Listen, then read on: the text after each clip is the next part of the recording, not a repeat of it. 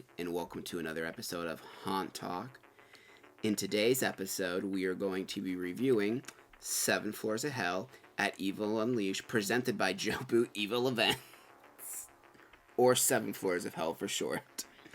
So we haven't reviewed this one ever on the channel, actually. Now, I used to go to it when I was a lot younger, like teenagers, real early 20s, but we haven't went to it for a long time. But it recently changed owners, which is why we wanted to check it out, because there was certain issues with people that owned it before, but it is now ran by this JoeBoo's Evil Event, which has some like haunts in Canada and stuff as well. Yeah. They have a couple different haunts, but they are now the ones that are organizing this. So yeah.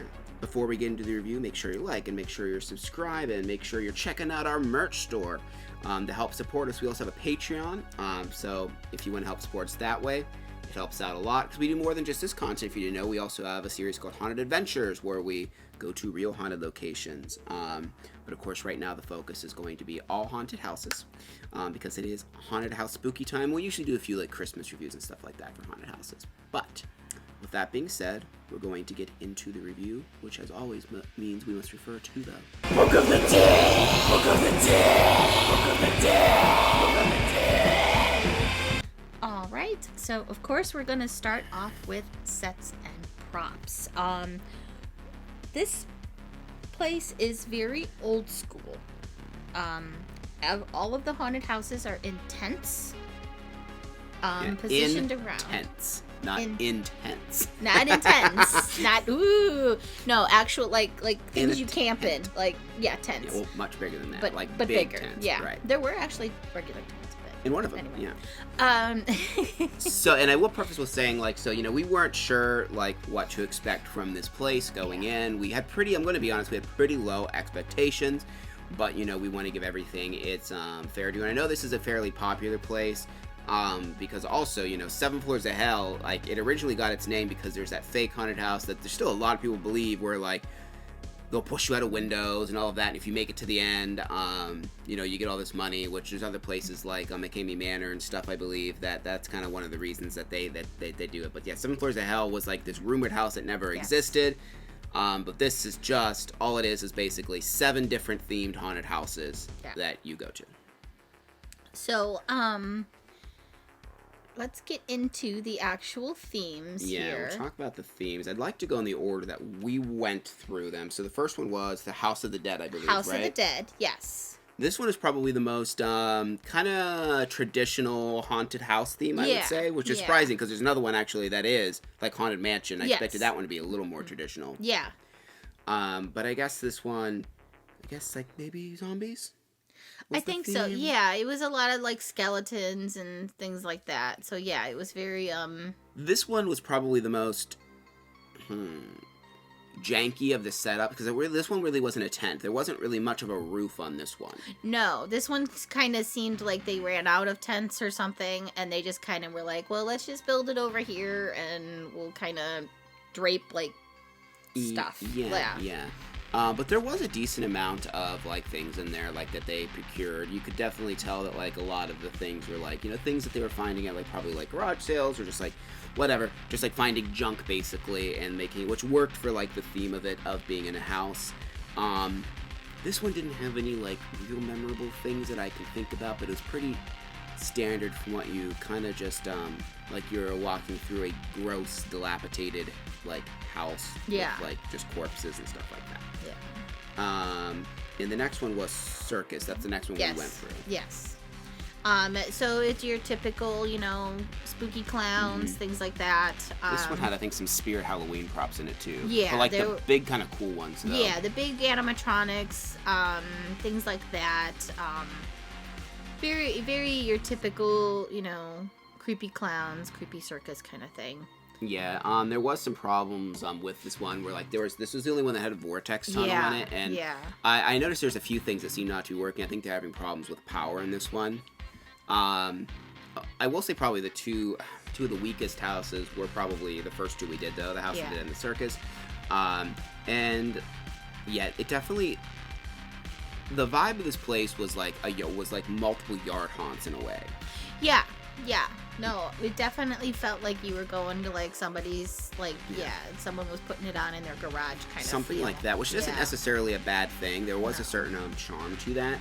And the next one we went to was it was Wormhole. That was the next one we went to. And that one was like, alien themed. Yep. Which was like, it seemed like it was mostly like the experimentation of aliens on people, things like that. This one had, which I guess it's a prop, so we'll talk about it here. One of the most aggressive air cannons. It scared the crap out of me. Because basically, as soon as they have it aimed like at your face, and as soon as you open this curtain, it just blasts you. That one really got me, but there are some cool, like, they had like alien props, like the Greys and stuff in there. This one is the one I think that had the laser swamp. Yeah, they had like this weird laser. It was kind of weird because it was like tilted kind of up, and I'm kind of on the shorter side, so I kind of like was walking underneath it. So it was kind of weird. Like I kind of missed out on it because it wasn't until the end that I could actually like look under it. So. Because something that was a little bit different about this place, and actually thinking of it, I'm not sure if I've seen it, is pretty much every haunt, the walls were themed. Yes. They weren't just like painted blacklight. It was like they were like, I don't know how to describe it, like wallpaper, but like to that theme. To the theme. So like this one, like the walls looked like they were metal. Yeah. In that. So that was kind of cool. And I can't really think of another haunt that's like the walls have like a wrapping on them. I've never really, I don't know if I've seen that. Wormhole was okay. There wasn't anything too interesting about it, but it stuck to the theme, which that's something that all of these did actually really well. Is like the theme that it says it is exactly what you expect. Yes. Because a lot of these like carnival or like these like Scream Park types ones, they say it's a theme, and you're kind of going, you're like, was that the theme? Because that was a big thing, where we talked about in Carnival of Horrors, and thankfully this is much better than Carnival of Horrors, because that was really bad. And then the next one was the Asylum. Asylum, yeah. This is one of our favorites. Yeah, this one actually was really well. Again, the walls were themed, so it kind of looked like a hospital. There was blood splatter on the walls, things like that. I don't know if they like robbed a nursing home or something, but they had so many wheelchairs in there. Yeah. And this one is actually really cool. I really like the design of this house because there was a central room. Kind of think of like how we talked about, if you've watched our couple Nightmare Cleveland reviews, how there's like the central hallway that you keep weaving in and out. Yeah. Because there's actually a really cool experience that we had where we walk into it, and we didn't catch up to the group, but there was another group that was like at the very end of the weaving in and out, and I was telling him, it reminded me of that scene from The Exorcist 2 where the person's walking and then you see like the person with the scissors come up behind him, where I've just seen them watching, all of a sudden I see an actor come out and they start running away, and it's all the way down there, but since you weave through this room multiple times, so that was really cool. There was also a scene that was, it was just real simple, but it was like all these bloody curtains. Yeah. And they just looked so wet. It was like bloody bandages almost hanging. Is what it looked like, hanging everywhere. And I'm like, bleh. Yeah, I know. I thankfully they had them cut so you didn't have to walk through them. Yeah. So you could like walk around them, because I was like, I don't want to touch that. That looks gross. Yeah. And then we're getting into the last three, which are probably all the most. All of them had like an interesting thing. Yes. So the first one we went to was the Haunted Mansion. Yes. So this was your, spooky house, mansion themed. Again, the walls made it look like it was like you were in a house. There were like, some like creepy windows and some decor like on the walls and stuff. And then the inside, they had like really cool sets in there as well. This one was really strange because you start like in a graveyard scene. Yeah. So the really weird thing about this is like the flooring. I don't know what it was. It was like, I don't know how to describe it. I don't know the right name for it. It's okay. So you know how like nowadays they're using that weird matting at like playgrounds. It's kind of like that. And then they like kind of interlock into each other, and it's kind of squishy, but it's still kind of firm. That's what was covering the ground. Right. It was really strange. And yeah, it was really odd because I'm like, Because this, where are we walking? Because this tent was in a location where all the ground here was grass. So some were like gravel, some were like dirt, some were concrete. Where this one, it was all grass, so it was like they had a pathway. And like you started the graveyard, and then I'm assuming at some point you're supposed to transition to the house, but there's still grass everywhere with this pathway. Mm-hmm. So there's like a lot of like house things, like living room scenes, just on grass. But I don't know it was like this really weird, and it was kind of I don't know how to describe it. It was kind of cool looking though, the way it was set up. And they had like a ton of candles and stuff flickering throughout it. It was like pretty dimly lit. I kind of liked it with the grass because it kind of almost seemed like nature was taking over the house again. Or it was almost like it was so dilapidated that it was just coming into the house, which I kind of like when that happens, like when you see things like that, like in scary movies and stuff, where the house is just like nature is just taking over the house. Yeah, it had a unique vibe to it. Yeah. And then the next one was Anubis's Revenge. So this one is cool. It was themed to like being in a pyramid. Now this one had a cool like gimmick to it, where the person that's leading gets a lantern, and like the rest of the house isn't lit, and the entire floor was sand. Yes. So not a ton of sand. So I was kind of didn't make it too hard to walk, but you know you felt the sand on your feet. And again, all the walls. These ones are probably the most themed walls because there's just tons of different like pictures and scenes on the walls, and like brick to make it look like you were going like through there. Pyramids and stuff like that. Yeah. There's a cool part where you like all these like jungle vines were like hanging down, and like there's a snake I think interweaving throughout. Yeah, there was a huge snake in there because at first I couldn't understand because it was like a big room, but it was divided by all these vines, and then I looked up and I saw there's a giant snake in the middle. That's why. Right. So that was really neat. It was cool, and it just and just the dark, like there was so much darkness, and it was hard to like, and we'll talk about more in actors, but it led for a lot of opportunities for people to hide and stuff within the sets just because of the darkness. And then the last one we did was they call it Field of Screams. Field of Screams, yeah. And then this one also had like the gimmick of like it was themed for the most part like a field, but there's also a lot of like camping, but you walked on hay the entire time. Yeah. So it smelled really cool in there because it was real hay. So it smelled like fall in there because of all the hay and stuff and straw. And the walls were like, they kind of look like corn, like a cornfield. Yeah. So you were kind of like in a cornfield in there. And there were like tents and stuff like that around there. And then you kind of went into like a big hay bale area and stuff like that.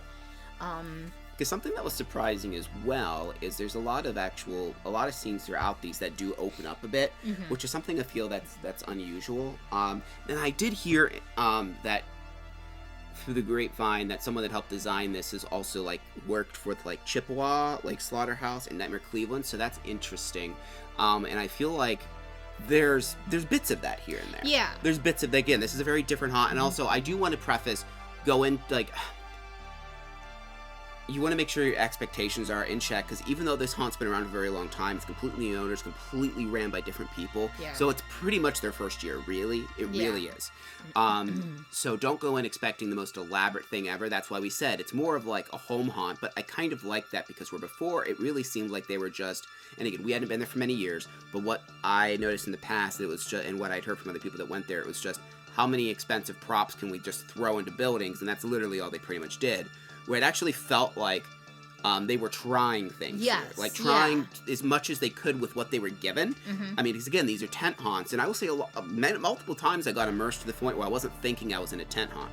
I honestly kind of forgot at certain points. I was like, and I'd look up and I'm like, oh yeah, this is a tent. It didn't feel like that. It did actually feel like it was like a legit building. And they put enough like time and effort into everything having a facade. So like even though there's a tent, there's a fake there is a facade in front of the tent for each one, so it at least keeps you in that atmosphere, which I thought was cool.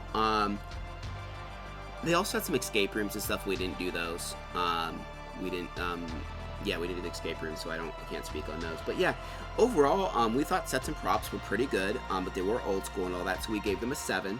Like I said, we think that obviously there's room for improvement here, but for what it was, I thought it was very charming, and I thought they did a pretty good job. Yes, like I definitely would like to see this in a couple years and see if it hopefully it stays the same owners and they can just kind of continue to work out the kinks and all of that, because this is only their second weekend doing it as well. So all right, so moving on to actors.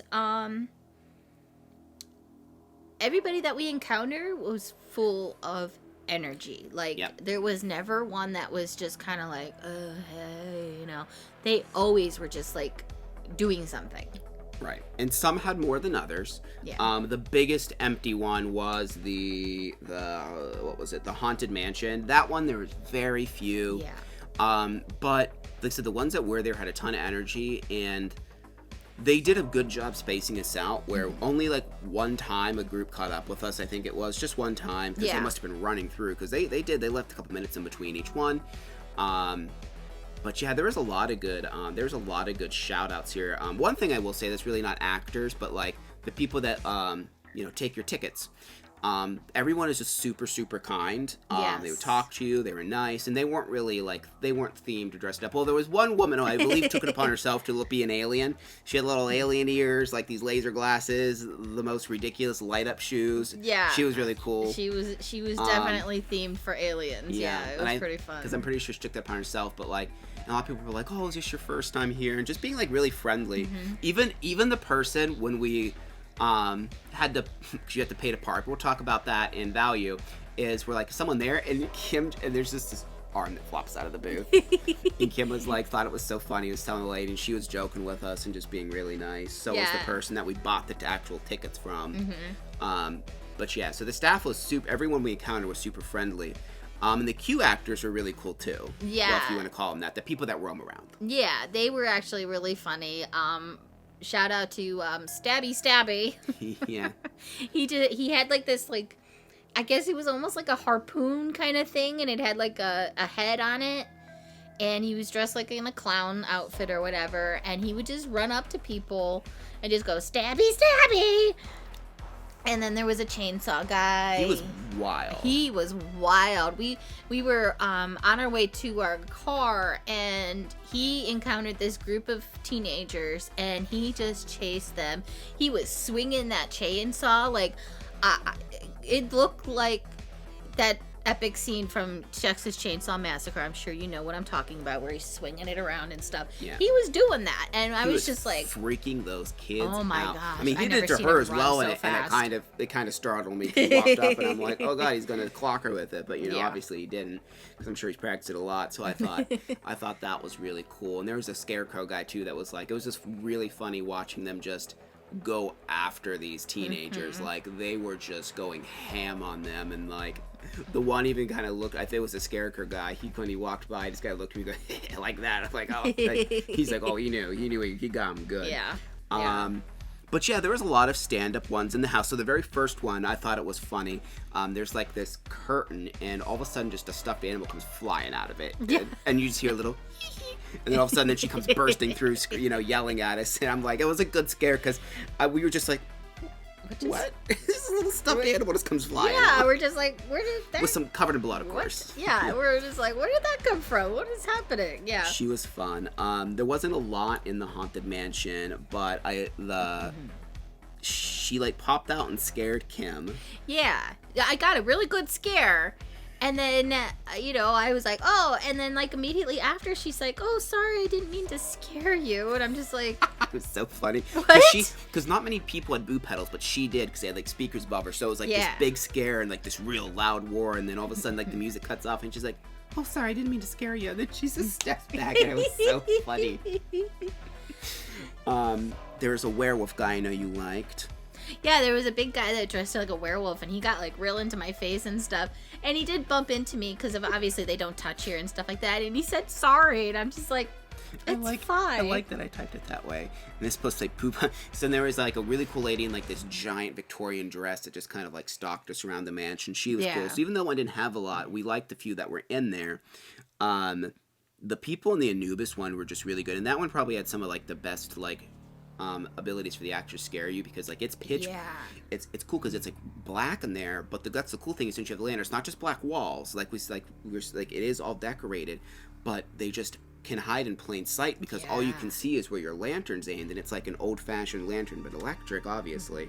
And so that was like kind of cool. But there was one guy in particular that I know got us multiple times. They were in like a black robe, and I swear he got I'm not even sure if it was a guy or a girl, honestly, sorry. they got us numerous times. Like, I want to say at least 5 times. I don't know, like, how they were popping in and out of places, but it was really good, and it really got us. Lots of scares in that one. Yeah. And then probably the one we got some of the most, or that's probably the newest is probably when we got the most scares in, but I got a couple scares that, like, made my soul leave my body, and and they did a really good job in the Field of Screams one. Yeah. So one I do want to mention when you first go in, like, this is the only one that had, like, I don't know what you want to call it, like an introductory, like, actor. Yeah. They called him Big Papa, and he'd come out and he's like this hillbilly that's like holding his head, and I kept calling him, what did I call him, like Adam Sandler of the Hay or something like that, because he kind of talk, you know, he kind of did that little Adam Sandler thing, whatever, you know, Adam Sandler kind of talks like a weirdo, and he kind of guides you into like the first scene, and then you get scared by a couple people in there. But there's 2 people in particular, because Kim entered the room and he didn't do anything. She literally thought he was fake. And then I entered and I turned and look at him, and he's standing up on this hay bale and just jumps down at me, and just, oh my God, I screamed so much. And there's a couple other people that got us, because they're pretty good at, like, just coming through and, like, yelling and being very loud. But also, like I said, but there was more, like, they did more than just screaming. But, you know, they would talk to you and stuff as well, because we always hate it when, like, they just scream. Yeah. But there was this one, and I swear I'm assuming I thought he was a prop, but we're walking and all of a sudden he's just there. I don't know where he came from. Mm-hmm. I think I saw him, but I didn't know he was real. I'm not sure. And he scared me so I didn't even scream. I just kind of like that, because like he just came out of nowhere. And he had a fake chainsaw, which makes it even worse. We got scared twice by fake chainsaws in this one. This one girl just bum rushed us out of this dark corner, and she also just kind of appeared. Yeah. Yeah. Because I always know, because I scream pretty easily in haunted houses. Kim doesn't. And this one, I heard her make noise a couple times. And that's how I know. I did. Yeah. Yeah, it was really surprising, because I did not expect her to come just out of nowhere and just like, ah. Yeah. And one of the ones we didn't mention is all the ones in the insane asylum are really good. They did a really good job making it feel like an insane asylum. Yeah. They're all just kind of yelling and talking to each other and just constant giggling. The one had a really good scare actually in those bloody bandages. She just came like running through the bandages at you and pushed them aside. She started me and Kim was in front. But yeah, and just they just were generally creepy in there. Not even with just the jump scares, but just like kind of glaring at you, just kind of popping their head around corners and just like little giggles. Yeah, overall, the actors that were there were really good, and like I would say there actually was quite a few actors, because I mean, like, yeah, some were dead, but they also had 7 haunts to fill. Yeah. So I feel like for having 7 haunts, and they had like 3 or 4 like people running around just doing scares too, I think they were pretty adequately staffed. Like I said, the only one that really felt lacking was the one out of the 7, the haunted mansion, but all the others felt like they were paced pretty well, and there was enough. Yeah. So we ended up giving actors a 9. They did a really good job, and obviously the actors are what make or break a place like this. So it really seems like they were trained well in that, because you can tell places where they're just kind of like they don't have much training and they don't have much passion for it. But yeah. All right, so moving on to scare factor. Like we said, lots of jump scares. The air cannon got both of us. It sure did. The chainsaw people got us. The person in the robe, numerous times. Like, they just kept popping out of everywhere. It was ridiculous. There was a decent amount of gore, so if you're not a fan of that, there was quite a bit. Yeah, there was. Hanging body parts, bloody curtains, things like that. The Anubis one, like we said, is basically lit by you carrying that lantern. There was not any, like, I feel like that'll be the one that scares people the most, just because how dark it is. Yeah, it's very dark in there. That was something that actually really did surprise me that I didn't mention in sets and props, is like most of these haunts, they have like a blackout one or multiple sections that are just black wood. You go back and forth. I was happy at least where those sections existed. The walls were at least themed. Yeah. And everything was still lit. That is something that's actually funny, too, going back to sets and props. I didn't think about it.